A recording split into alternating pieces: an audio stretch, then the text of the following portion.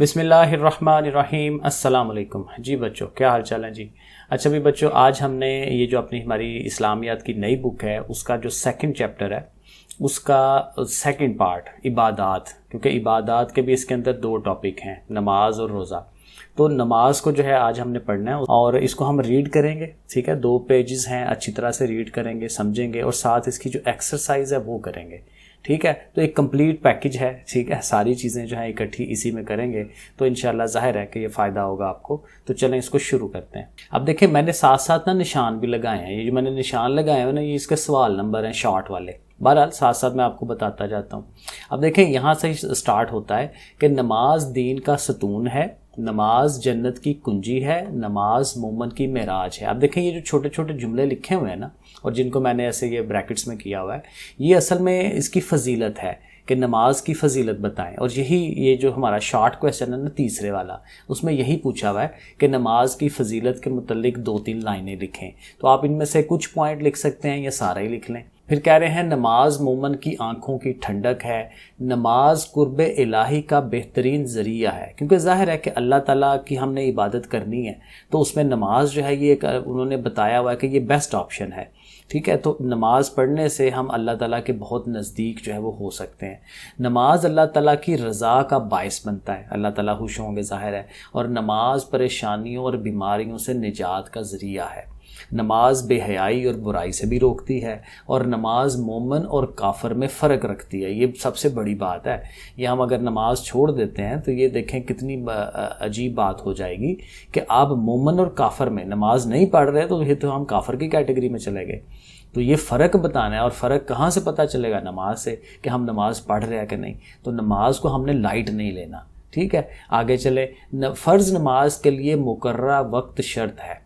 ठीक है, अब ये एक इसकी शर्त आ गई। आगे एक सवाल नंबर 4 है शायद, उसमें उन्होंने पूछा हुआ है कि नमाज की 2 शराइत बताएं। तो एक शर्त तो यही है कि नमाज जो है मुकर्ररा वक्त पे पढ़नी चाहिए। आगे चलें। नमाज इंसान को वक्त की पाबंदी और नज़्म व ज़ब्त का दर्स देती है। बिल्कुल ठीक है। और इरशाद बारी ताला है कि बेशक नमाज मोमनों पर मुकर्ररा वक्त पर फ़र्ज़ है। अब ये पहले सवाल, पहला जो शॉर्ट सवाल है ना, उसका आंसर है। अभी ज़ाहिर है मैं वो आपको सारे सवाल भी दिखाता हूँ। फिर कहते हैं जी, नमाज अदा करना अल्लाह रब्बुल इज़्ज़त की खुशनुदी का सबब है। अल्लाह ताला नमाज की वजह से गुनाहों को माफ़ फरमा देता है। नबी करीम सल्लल्लाहु अलैहि वसल्लम का इरशाद है कि 5 नमाज़ों की मिसाल नहर की तरह है जिसका पानी साफ़ सुथरा और गहरा हो, जो तुम में से किसी के घर के सामने से गुजरती हो और वो इसमें हर रोज़ 5 मरतबा गुस्ल करता हो। तो क्या तुम ख्याल करोगे कि उसके जिस्म पर कोई मैल बाकी रह जाए?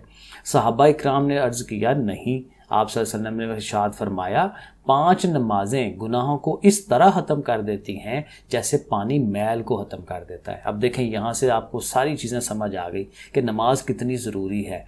ठीक है ना। तो और ये देखें, ये जो क्वेश्चन नंबर 2 होगा हमारा, ये उसका आंसर है। ये यहाँ से लेकर यहाँ तक आगे चलें। नमाज के लिए वज़ू करना शर्त है। अब देखना, पीछे एक शर्त आ गई थी, तो दूसरी शर्त ये है नमाज के लिए वज़ू करना। तो पहली शर्त क्या है कि मुकर्ररा वक़्त पे नमाज को अदा करना, और दूसरी शर्त ये है कि नमाज के लिए वज़ू करना जो है आपके लिए ये शर्त है। तो ये 2 जो पॉइंट्स हैं वो रेडी हो जाएंगे क्वेश्चन नंबर 5 के लिए। जब इंसान वज़ू करता है तो हाथ धोना, दांत साफ करना, नाक में पानी चढ़ाना, मुंह धोना, सर का मसा करना और पाँव धोना ज़ाहरी तौर पर इंसान को तहारत और पाकीज़गी बख्शते हैं।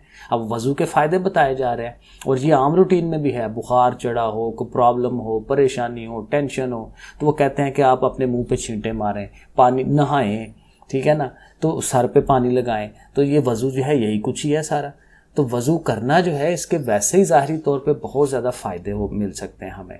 जब इंसान नमाज के आगाज़ करके तकबीर तहरीमा कहते हुए नमाज में दाखिल होता है। तकबीर तहरीमा क्या है? जो हम अल्लाह अकबर कह के वो हाथ अपने कानों तक लेके जाते हैं और फिर हाथ बांधते हैं, तो इसको हम तकबीर तहरीमा कहते हैं। ठीक है, तो उसके बाद क्या है? क़याम है, जब हम खड़े होते हैं। किरात है, जब हम पढ़ते हैं, अल्हम्दुलिल्लाह पढ़ते हैं, सूरत पढ़ते हैं। रकू और सजूद यानी रकू में जाना, सजदे में जाना। कादा और जलसा यानी कि वो जब अत्ताहियात में बैठते हैं हैं और इस तरह, और सलाम, और जब ज़ाहिर एंड पे सलाम फेरते हैं तरतीब के साथ लाजम है। तरतीब है ना प्रॉपर, कौन सी चीज़ पहले करनी है कौन सी बाद में करनी है। तो अरकान नमाज की ये तरतीब और उसकी पाबंदी हमें नज़्म व ज़ब्त का दर्स देती है। अब देखना यहाँ से ये पॉइंट भी निकलता है कि नमाज जब आप प्रॉपर तरीके से पढ़ते हैं तो हमारे अंदर डिसिप्लिन आता है। इनफरादी नमाज के साथ साथ बाजमात नमाज अदा करने की भी बहुत फजीलत है। नबी करीम सल्लल्लाहु अलैहि वसल्लम ने इरशाद फरमाया, बाजमात नमाज अकेले नमाज पढ़ने से 27 दर्जे अफजल है। तो 27 टाइम्स जो है वो ज़्यादा आपको सवाब मिल सकता है जब आप मस्जिद में जाके और वो जमात के साथ जो है नमाज पढ़ते हैं।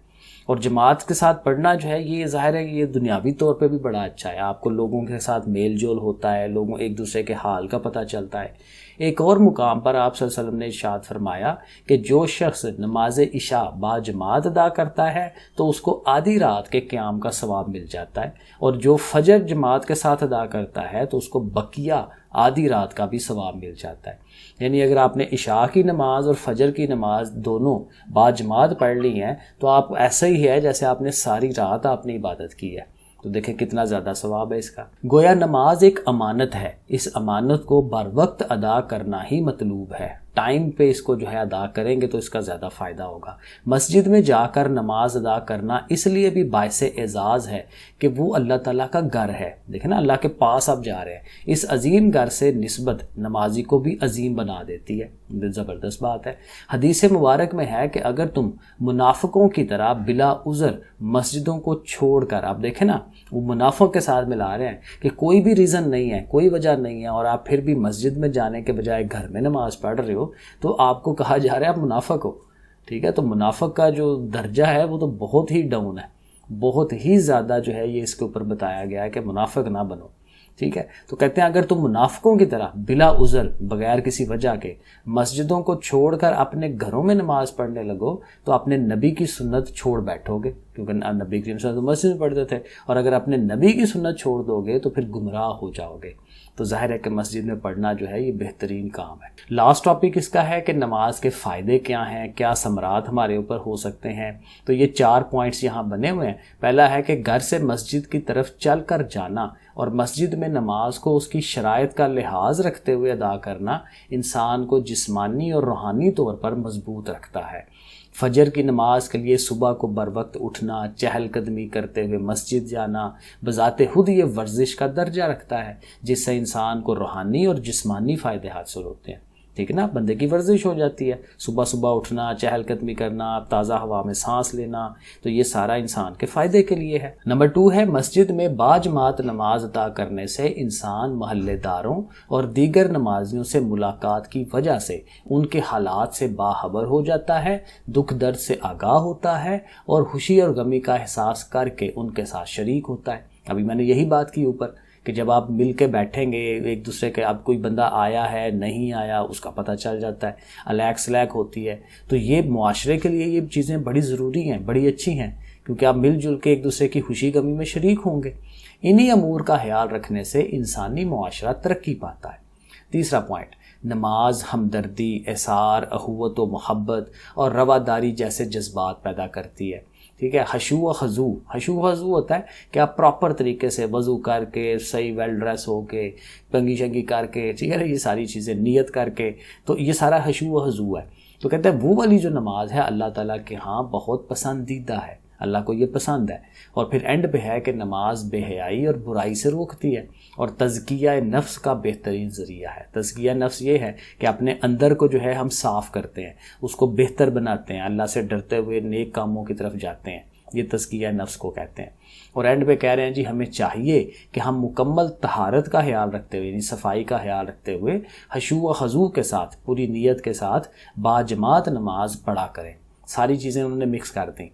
पहले तहारत होनी चाहिए, पकीज़गी आपकी होनी चाहिए, ठीक है, प्रॉपर साफ़ सुथराई हर चीज़ होनी चाहिए, नहा धो के वज़ू करके, और हशू व खजू नीयत अच्छी हो, खुशबू लगाएं, कंघी करें, प्रॉपर तरीके से कपड़े अच्छे साफ़ धुले हुए पहने, ये सारा खुशू वज़ू है। और फिर बाजमात, और ज़ाहिर है मस्जिद में जाकर नमाज़ पढ़ना। तो ये सारी चीज़ें एक ही लाइन में देखें इकट्ठी कर दी हैं ताकि हम नमाज के रूहानी, जिस्मानी और माशरती असरात से फ़ायदा हासिल कर सकें और दीन की हकीकी रूह जो असल बात हमें कही जा रही है उसके मुताबिक दुनिया और आखिरत में सुरखरू हो सकें, कामयाब हो सकें। अब आ जाए एक्सरसाइज पे। तो पहले MCQs हैं, देखें आसान से हैं। नमाज को करार दिया गया है, मैंने निशान लगा दिया, जन्नत की कुंजी करार दिया है। 5 नमाजें गुनाहों का ऐसा खात्मा करती हैं जैसे पानी किसका, मैल का खात्मा करता है। बाजमात नमाज अदा करना तन्हा नमाज अदा करने से कितने दर्जे अफजल है, 27 दर्जे। और इशा और फजर की नमाज बाजमात अदा करने का सवाब कितना है, एक मुकम्मल रात, क्योंकि दोनों चीज़ें ना, एक पढ़ेंगे तो आधी, ठीक है, दोनों इकट्ठी कर लेंगे तो पूरी रात का हो जाएगा। और बाजमात नमाज जो है अदा करने से इंसान में कौन सी सिफ्त पैदा होती है, नज़्म व ज़ब्त की। तो ये 5 उसने MCQs बनाए हुए थे, ये बड़े इंपॉर्टेंट होते हैं। और 5 ही उसने ये शॉर्ट क्वेश्चंस बनाए हुए हैं जो मैंने ऊपर आपको दिखाए भी। पहला है कि वक्त पर नमाज की अहमियत के बारे में किसी एक आयत का तर्जमा। तो ये जैसे मैंने अभी आपको बताया कि एक छोटी सी आयत है इस पेज के ऊपर, ये वाली देखें कि बेशक नमाज मोमिनों पर मुकर्ररा वक्त पर फ़र्ज़ है। तो ये पहले का आंसर हो जाएगा। दूसरा क्वेश्चन देखें, दूसरा कहते हैं जी 5 नमाजें अदा करने के बारे में नबी करीम सल्लल्लाहु अलैहि वसल्लम ने कौन सी मिसाल दी। तो वो जो मिसाल वाला, वो जो एक पैराग्राफ था ना छोटा सा, ये देखें ये वाला नंबर 2 वाला, ये पूरा एक पैराग्राफ यहाँ से लेके यहाँ तक इसको लिख लें। पूरी मिसाल है कि वो पानी बह रहा है और उस तरह से, ठीक है, नहर वाली मिसाल वो दे रहे हैं। और तीसरे सवाल पे आ जाएं, नमाज की फजीलत के बारे में 2 जुमले नमाज की अहमियत पे। और ये शुरू में जो अब एक पैराग्राफ मैंने कहा था ना कि उसमें बड़ी सारी बातें बताई गई हैं, ये वाली, ठीक है, ये क्वेश्चन नंबर 3 मैंने लिखा हुआ, यहाँ से लेके यहाँ तक इसको कर लें, ठीक हो गया। उसके बाद क्वेश्चन नंबर 4, ये ज़रा मैं बार बार नीचे लेके जा रहा हूँ। मस्जिद में बाजमात नमाज अदा करने के 2 मुआशरती असरात, मुआशरे पे क्या असर होता है। तो ये जो एंड पे ये पड़ा था ना, ये वाला, ये देखें मैंने इसको निशान किया हुआ है। तो एक यहाँ से लेके यहाँ तक कर लें और एक ये जो रेड वाला है यहाँ से लेके यहाँ तक कर लें। तो ये 2 पॉइंट्स जो हैं ये रेडी हो जाएंगे। उसके बाद अगला सवाल क्या है, नमाज की 2 शराइत बताएं। तो शराइत मैंने आपको बता दी कि पहली शर्त क्या है कि जी आपका वज़ू जो है प्रॉपर हुआ हो, और दूसरी शर्त यही है कि आपने जो टाइम पे पढ़नी है, मुकर्ररा वक्त पे पढ़नी है, ठीक है ना। वो 2 मैंने पॉइंट्स आपको दिखाए भी हैं, फिर एक दफ़ा देख लें, ठीक है। एक तो ये है ये वाला पॉइंट, ठीक है ना, यहाँ से इसको जो है ये हाल ही इतना लिख लें, नमाज के लिए वज़ू करना, या आप कह लें नमाज के लिए पहली शर्त जो है वो वज़ू करना है। एक पॉइंट ये कह दें और दूसरा ये कह दें, ये किधर गया, ये यहाँ पे, कि फ़र्ज़ नमाज के लिए मुकर्ररा वक्त जो है ये दूसरी शर्त है। तो ये 2 बातें आपने इसमें बता देनी है। और लास्ट पे जो तफसीली सवाल है, बड़ा सवाल जिसको हम कहते हैं लॉन्ग क्वेश्चन, नमाज के फ़वाइद और समरात तहरीर करें। तो ये बड़ा आसान है। ये जो एंड पे 4 पॉइंट्स हमने पढ़े हैं ना, ये वाले, इन 4 पॉइंट्स को आप याद कर लें, तैयार कर लें, और बस ये आपका लॉन्ग बन जाएगा। तो चाहे ये एंड वाली 2 लाइनें भी लगा लें, नहीं तो यहाँ तक छोड़ दें जी, तज़किया नफ्स का बेहतरीन ज़रिया है, तो ये 4 पॉइंट्स दे दें, तो ये आपकी पूरी एक्सरसाइज हो जाती है। ओके फिर बच्चों, अल्लाह हाफिज़।